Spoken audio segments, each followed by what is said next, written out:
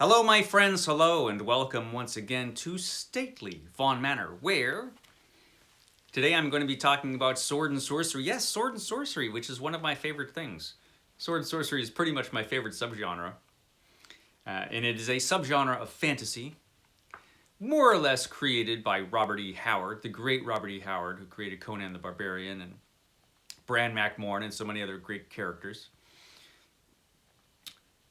It's arguable whether he actually created it, but he certainly deserves the title of father of sword and sorcery because his story, The Shadow Kingdom, the first King Kull story, pretty much has everything in it necessary for a sword and sorcery story. And he was the first to really put all of those elements together in the kind of action-centered type of story that he was telling. And so, yeah, Robert E. Howard more or less created sword and sorcery. And it's a subgenre I really, really like. And it's a subgenre that has a lot of potential. You could do a lot with it. And today I'm going to be talking about this particular magazine. This is New Edge Sword and Sorcery magazine from fall of 2022. And I'm talking about this because the editor of this magazine, Oliver... is it Brackenbury? Let me make sure I don't say that wrong. Oliver Brackenbury, yeah. He asked me to take a look at this and talk about it on my channel, that's the type of thing I usually shy away from. Because first of all, when am I going to fit whatever it is in? And what if it sucks? I mean, there are a lot of concerns. But I decided I wanted to do it with this because I like sword and sorcery so much, basically, and I just wanted to read this magazine. So I said, sure, I'll do that. But of course, I had those anxieties going in. You know, was this going to suck?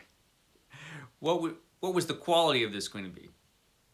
My fears were unfounded in this case. This is a really good magazine. I'll tell you that right off the bat. And if you're a sword and sorcery fan like I am, you'll like it. But what is New Edge Sword and Sorcery anyway? What is that supposed to represent? As opposed to regular old sword and sorcery.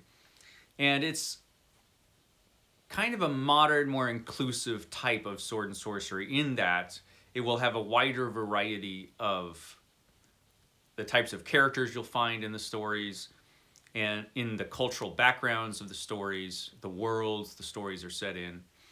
There's actually something on the back of the magazine that kind of describes what they're talking about. New Edge Sword and Sorcery takes the genre's virtues, outsider protagonists, thrilling energy, wondrous weirdness, and a large body of classic tales, then alloys inclusivity, mutual creator support, a positive fan community, and enthusiastic promotion of new works into the mix. So that's all to the good, but as a reader, what I'm concerned about is the quality of the fiction. That's my concern going in. All the other stuff's good, but I want to know whether the stories are good. Sword and sorcery stories are supposed to take you away from whatever's going on in your life. They're escapist literature. You could put other stuff in there, of course, as Robert E. Howard did. But that's really what you're looking for very often as a reader, is to be taken away from your mundane life. Or your not so mundane life. Sometimes those types of lives, man, you need taken away from too. And here we have this one. This is New Edge. So let's talk about this particular magazine. This is the title page. So this is issue 0. This was put out basically to see if there was interest to continue further. You can get this on Amazon if you want the physical copy or the e-copy, and you can get them cheap. Because like I said, this actually I think is sold at cost, if I'm remembering right. It's not expensive at all. And this was put out to see if there was going to be interest for continuing, and it looks like there's interest to continue. Because there's a Kickstarter which is launching, I think, February 2nd. If I'm remembering right. I don't know anything about Kickstarter, but the editor did give me the link, so I'll put it down below in case you're interested in supporting this magazine. The Kickstarter hopefully will be able to fund the first couple issues of New Edge, and I guess we'll see where it goes from there. But I certainly would like to see it continue. Because like I said, my first concern going in was the quality of the fiction. And initially there's a cartoon there and a letter from the editor about New Edge magazine. And then you go right into the first story. And you can see the artwork in this is really nice. This magazine has some pretty nice artwork in it. First-rate stuff. And so that was good.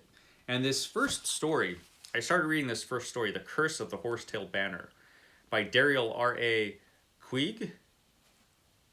I'm not sure how exactly to pronounce your name, hopefully. I'm not mispronouncing it too badly. I apologize if I am. I probably am. I mispronounced literally everybody's name, so sorry. But the story is really good. I started reading the story, and I was just gone to another place, just like you want to be when you read a sword and sorcery story. My concerns in life were gone, and the only thing I was concerned about was what was going on in the story. So I was happy about that. And there's a lot of it. There's 3 columns to a page here, so there's a lot of text in this magazine. And so I was happy to see that the fiction in this magazine is good. It's good stuff. And like I said, the artwork is really good as well. This is another good story, Vapors of Zenai by J.M. Clark. So there's some good stuff in here as far as fiction is concerned. And some interesting articles as well, I have to say. There's an article about C.L. Moore and Jirel of Giori, the First Lady of Sword and Sorcery by Cora Bullard.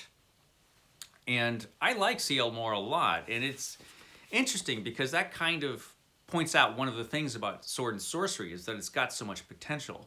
And right from the beginning of sword and sorcery, C.L. Moore was a contemporary of Robert E. Howard, and she was writing these Jirel of Giori stories for Weird Tales, just like Robert E. Howard was writing his Conan stories for Weird Tales. And they're very much sword and sorcery, but you have a female protagonist, a strong female protagonist, and just really weird stories, man. They are not like Robert E. Howard stories at all. They're very different. And it's nice to see someone talking about them. So that was nice to see in this magazine. And it kind of shows you that there's a scope to sword and sorcery, that it has potential that hasn't always been reached. You have seen some really great writers write in the genre and tell different kinds of stories with different kinds of characters, like Michael Moorcock with Elric, Carl Edward Wagner with Cain. So we've had that, but not enough of it. Very often in sword and sorcery, we've had characters that are just direct rip-offs or pastiches of Robert E. Howard's characters or Robert E. Howard's stories.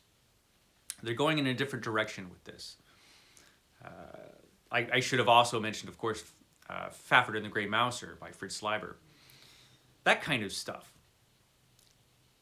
And so this magazine, I was happy to see the quality of it, because it is a good magazine and interesting. There's an article in here. This has a title that I never thought I would see: Gender Performativity in Howard's Swordwoman. Not a title I ever thought I would see, but an interesting article. And they're talking about Robert E. Howard's Swordwoman, so that's good. So it's interesting stuff, and it's good stuff. And I will leave a link to the magazine on Amazon, and I'll leave a link to the Kickstarter down below in case you're interested in this.